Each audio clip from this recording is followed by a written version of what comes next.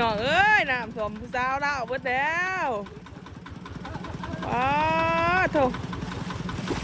โอ้สิขาไม่ใช่ละแต่ว่าปีกจับเด้อ นี่นะพี่น้องตอนนี้ก็เจอคนใจดีสิขอเอารถไถขึ้นน้ำเพิ่นเพราะมันย่อซอยเลยนะพี่น้องเพราะว่า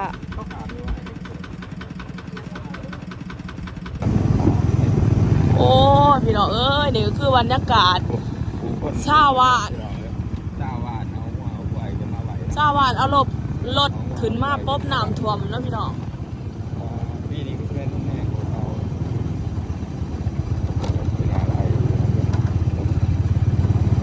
เขาจะเตรียมพร้อมแล้วพี่น้องถามว่าน้ำมาเพื่อแบบเอาไปก็สร้างก่อนโอ้น่าสงสารชาวบ้านนะพี่น้องว่าต่างแกเฮ็ดหน้าเฮ็ดอะไรพี่น้องเนาะจะไปอยู่ไซด์เราถามว่ามาเนี่ยนี่ก็คือจุดสูงสุดก็คือเส้นทางนะพี่น้องเส้นทางนี่หัวนี่ยังไหวเลยนะเลยอยู่เตรียมตัวเวทเลยแล้วก็ขับรถไปลงรอบนะนี่ก็คือมาว่าน้ำหนักมันจะได้หรอมาเจอไฟเดี๋ยวร้องไฟนำกล่อมเนาะยังว่ามีไฟเต็มไปหมดเลยโอ้เบิ่งเขาจะเอารถขึ้นมาไหวแล้วพี่น้องนี่เด้รถดูว่ะน้องจ่ายใช่รถดูเด้นี่รถดูรถรู้วันนี้จะมีบ่รถขึ้นมาอะไรโอ้อันนี้เขายังไรอยู่ยังไงวะโอ้พี่น้องต้องเบิ่งก่อนว่าสิเอารถขามไรอยู่บ่ได้เขารถขามอยู่บ่นี่เอาบ่ไรเซ็ตบ้านนี้พี่น้องเมื่อบ่ไรพี่น้องเอ้ยเอาบ่ไรเราพูดดาวเรื่องคดีแต่ใส่น้ำไทยได้เนาะขอใส่น้ำเขาที่พอขึ้นน้ำไทยแล้วก็เดี๋ยวเราอ๋อสพี่น้องน้ำท่วมทางแล้วเนาะโอ้โหไหนสิว่าหลายบาทนี่แต่บอลเดียวนี่มั้งนี่ก็จะเป็นสาวละมาเบิ่งน้ำท่วมเนาะเต้อโอ้น้ำท่วมเพิ่งแล้วว่าบาทฮะโอ้เกิน30 มื้อแล้วบ่ตัวมือซื้อนะพี่น้องบ้าสาวละโสดวะนี่ฮะโสดวะเขินมันเขินกล่องนะ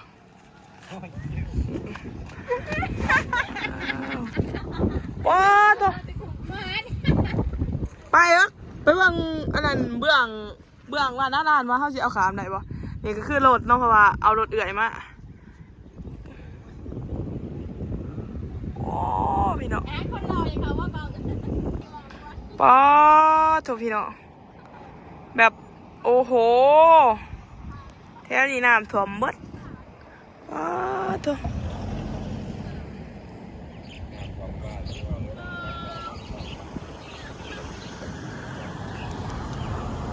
แบบตอนนี้ยังโมโหว่าสิกลับบ้านได้บ่เนาะเพราะว่ากำลังมาเลยกะมาทางนี้พี่น้องไอเมื่อท่านนาลานเป็นอย่างอ๋อเธอพี่น้องเมื่อเขาจะเอารถขึ้นมาไหวปุ๊บน้ำท่วมเบิดพูนอ๋อโถคือสิมันบกบนนี้หรือว่ามันขึ้นเพิ่ม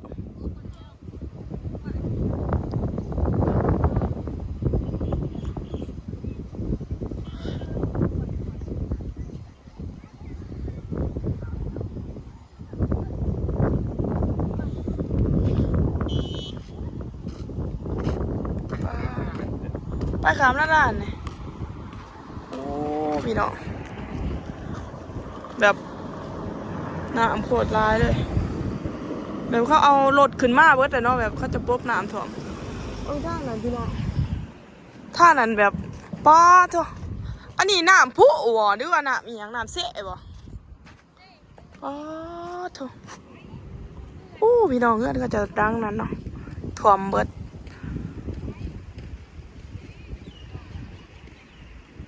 โหน้ำมันเกิดจะเป็นการเลย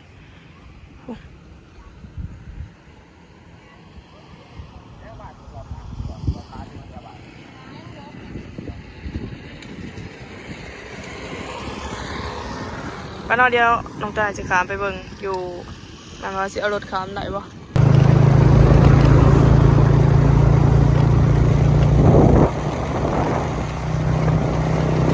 โอ้ยแต่สิได้เขาดิ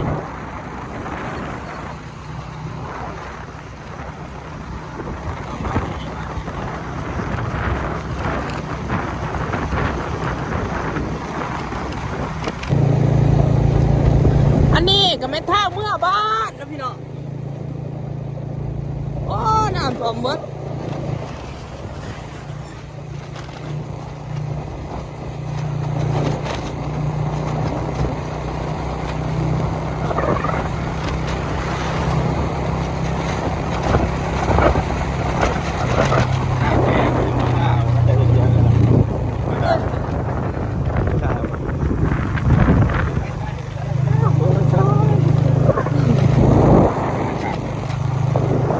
โอ้น้ำท่วมจิเมื่อไรอีกวะเนี่ย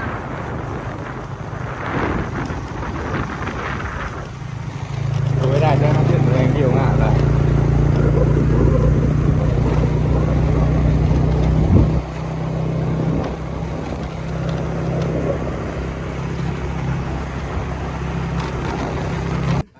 เดี๋ยวมาถ่ายคลิปนี่แหละ ต่างเขาไม่รู้ก่อน มาย่อเลยย่อเลยโอ้พี่น้องนี่แหละเน้องน้ำใจคนหน้านี่เด้อนี่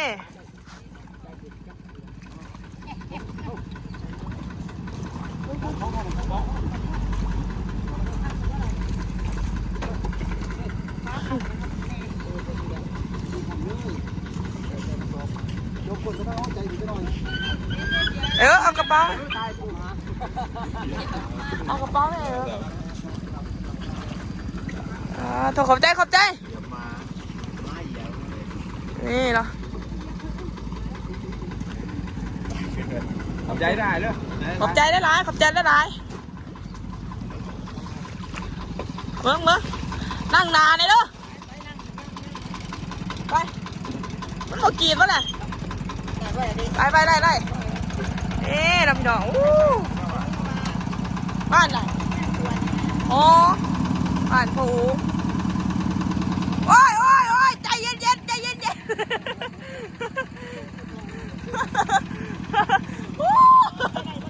มาเนาะเราพี่ดอกซ้ายด้วยนู่น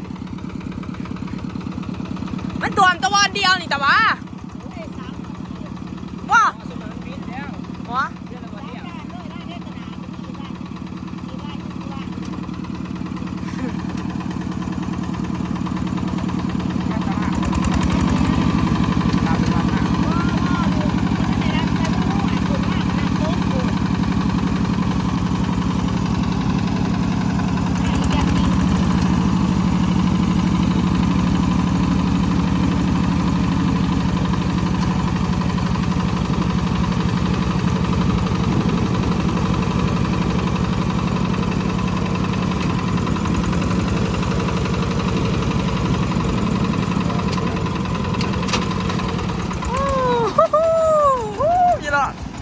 ม่วนเฮ้ย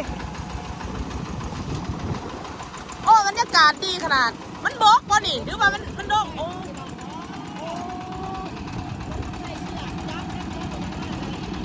พูดพี่น้องนะตลาดอันนี้เนาะโมมาอีกแค่นี้คือบางปีนั่นเนาะปีนั้นท่วมเมื่อวันจังหวัดโอ้นี่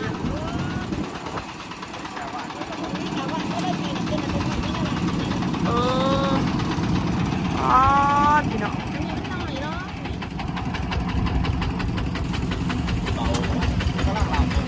โอ้ยตายเบิร์ดเขาดิเนาะเขาบ่ได้จับจีดอกบ่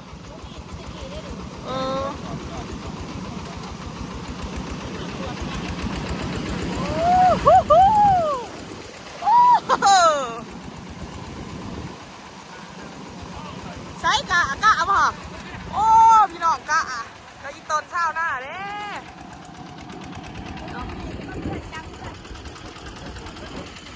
อันนี้ก็เป็นทางวานเกียงหัวนะพี่น้องจะเดินทางเมื่อวานเกียงโค้แล้วก็เมื่อวานน้องได้เนาะอัน นี่ว่ามันบกได้นี่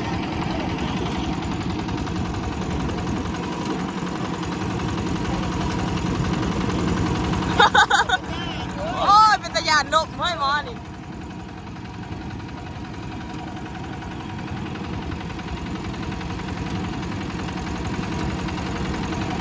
อ้าว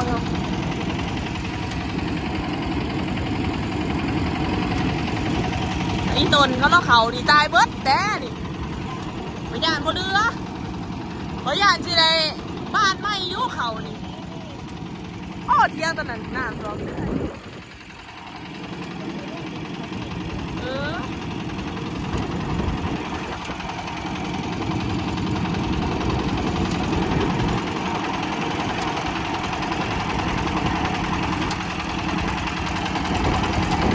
ตีตอนเช้าหน้าพี่น้องเอ้ยน่ะความเบิด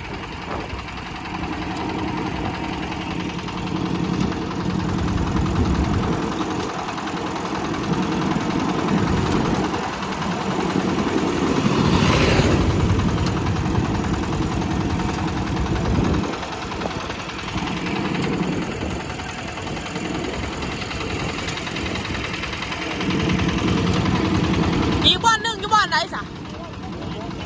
โอ้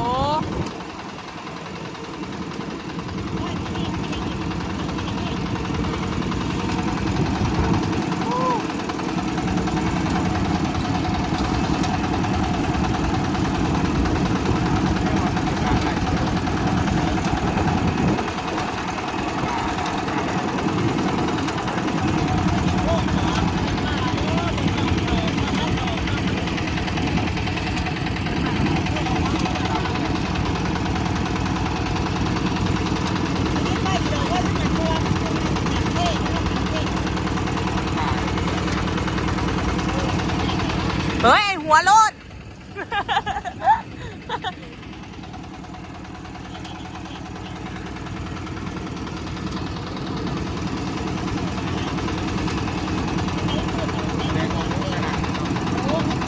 เดี๋ยวจะเข้านี่วะแม่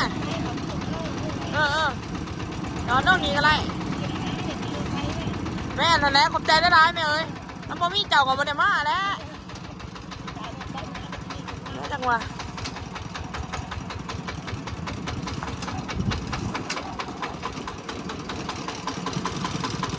ขอบใจนี่ไอ้เอาขนมไปแม่แล้วเนี่ยท้องนึงอ่ะขนมกระไรมากโบราณแม่เอ้ยมาซื้อเอาอยู่บ้าน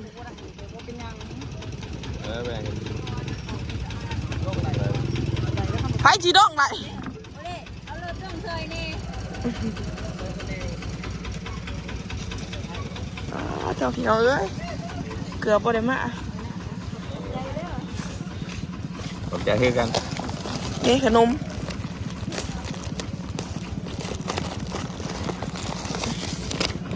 เอาไหมอ่ะขนมขอบใจเลยจมลงเลย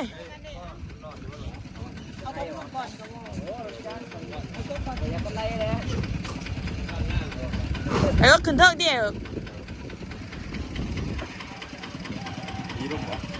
คือรุม2ไอ้ก็คนหนึ่ง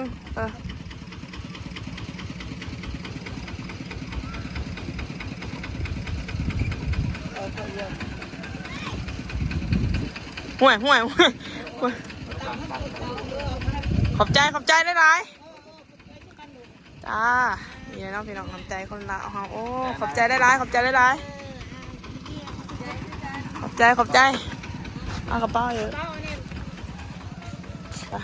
พี่น้องอย่าไปเบิ่งข้างขามว่าจะอันไหนอันไหนจะมาจะเข้าเสียหายขาจะกลัวขอบใจไป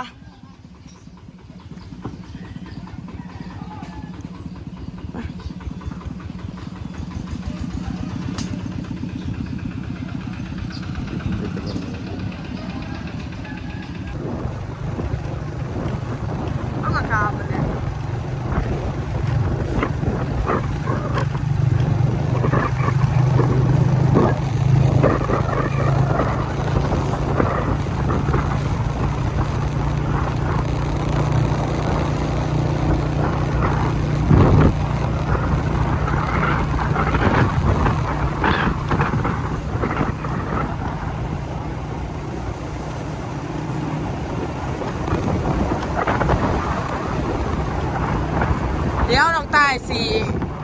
เดินทางไปขามแม่น้ำเซ่แบบแม่น้ำใหญ่ได้นะพี่น้องเดี๋ยวถามเบิ่งเนาะว่าสิเป็นจะไรกะสำหรับคลิปนี้ก็จะขอจบเพียงสมีเด้อจ้าเดี๋ยวถามเบิ่งต่อไปเด้อบ๊ายบาย